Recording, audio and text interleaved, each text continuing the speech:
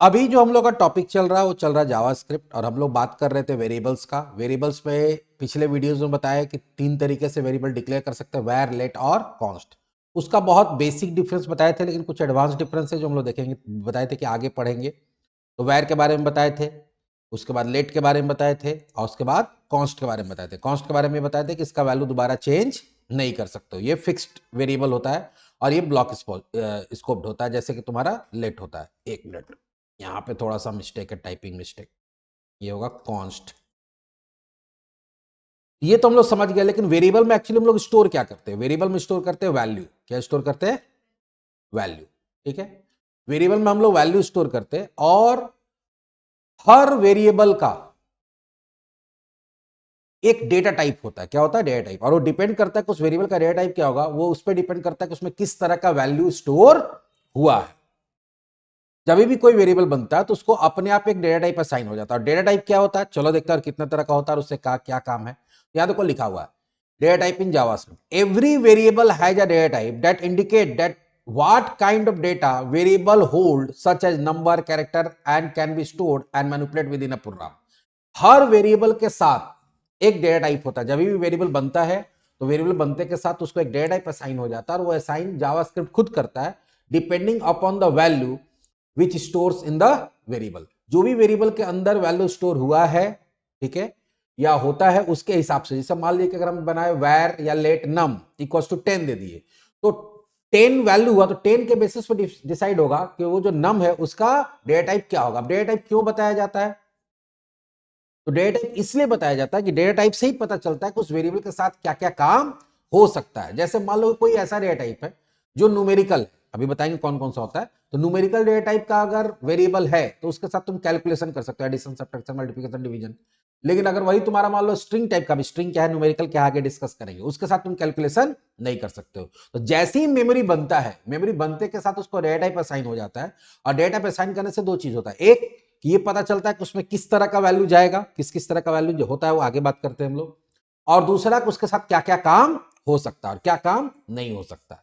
JavaScript provide different data type two hold different type of value. JavaScript में अलग अलग तरह का डेटा टाइप होता है जो अलग अलग तरह का वैल्यू को स्टोर करता है, लेकिन मेनली उसको दो कैटेगरी में कैटेगराइज किया जाता है। पहला होता है प्रिमिटिव डेटा टाइप और दूसरा होता है नॉन प्रिमिटिव डेटा टाइप। तो चलो पहले देखते हैं प्रिमिटिव डेटा टाइप क्या होता है और उसमें कौन कौन सा आता है, फिर देखेंगे नॉन प्रिमिटिव कौन सा होता है और उसमें क्या क्या आता है।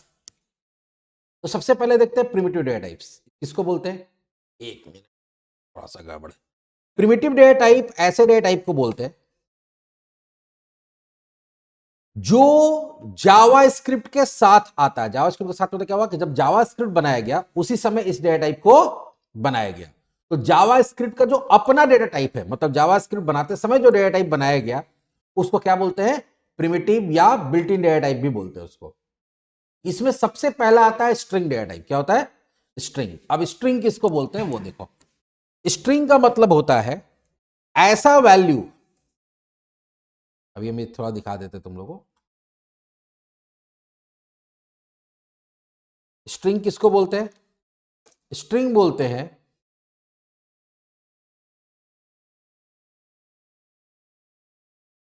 Any combination of letters, digits and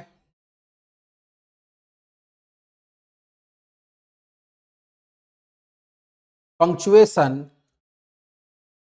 enclosed with in double quotes. अगर इस सिंपल सा समझा जाए कि स्ट्रिंग किसको बोलते हैं, तो तुम कीबोर्ड से कुछ भी लिख दो, जैसे कॉम्बिनेशन ऑफ लेटर्स, जैसे नेम हो गया किसी का,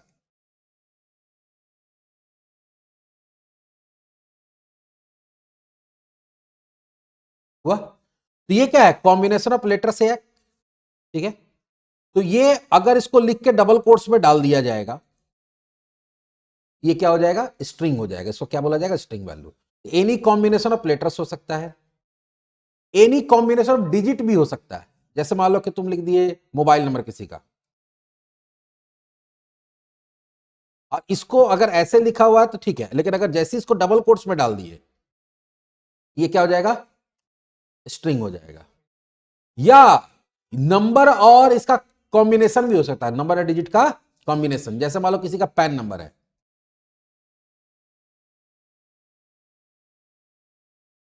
पैन नंबर पे देखोगे लेटर भी होता है, डिजिट्स भी होता है। ये combination of letter and digits हो गया, और इसको डबल कोट्स में लिख दिया तो क्या हो गया, स्ट्रिंग हो गया। Combination of letter, digit and punctuation भी हो सकता है, जैसे किसी का ईमेल आईडी है,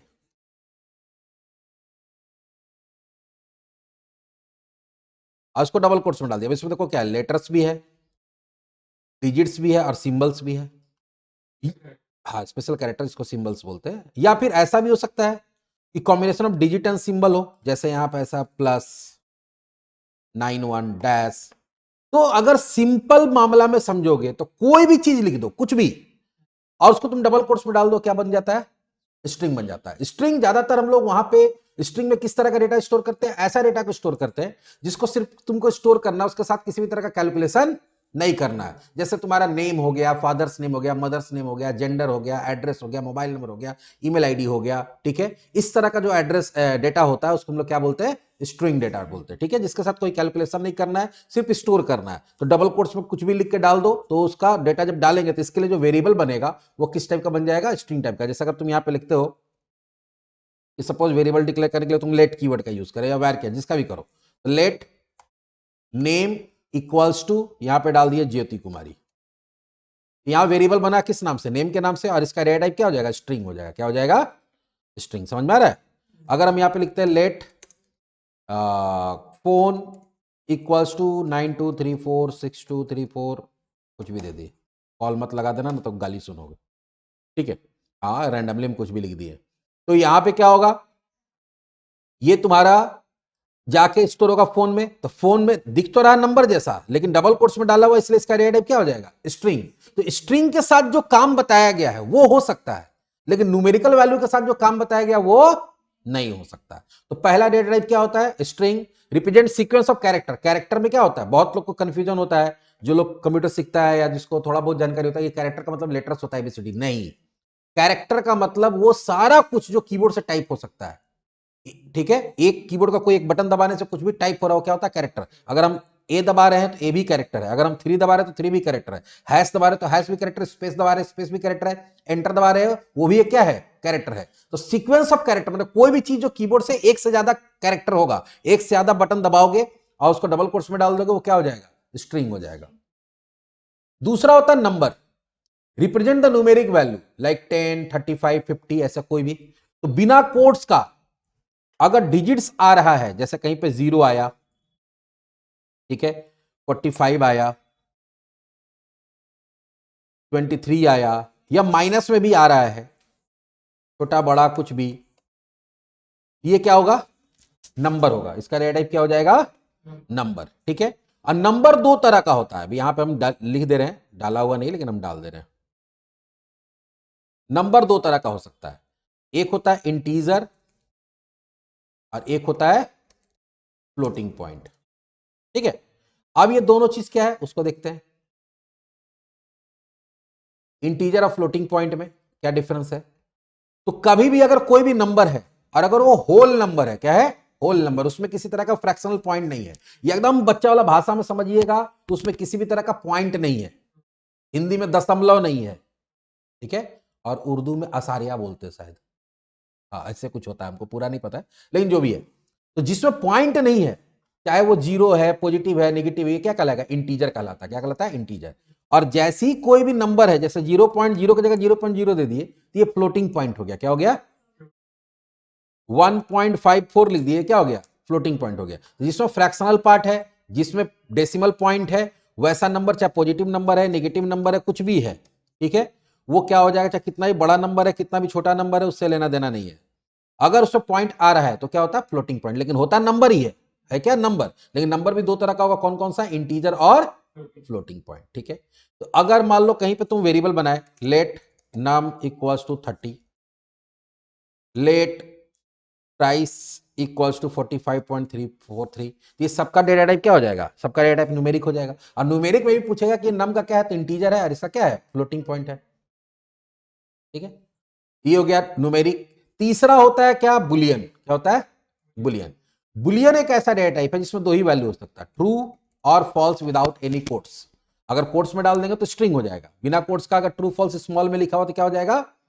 ये ऐसे डेटा को स्टोर करने के लिए यूज करते हैं, जैसे मान लो कहीं पे तुमको यस नो का वैल्यू स्टोर करना है, ठीक है, जैसे कहीं पे फॉर्म में वहां पे लिखा हुआ are you citizen of India, yes no, is any disabilities, yes no, होता है ना।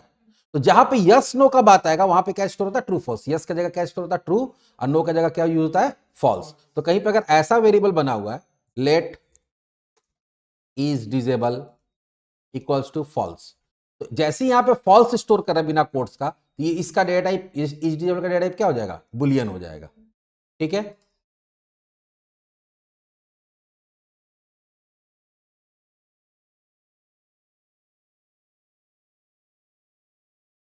इसका डेटा टाइप क्या हो जाएगा, बुलियन।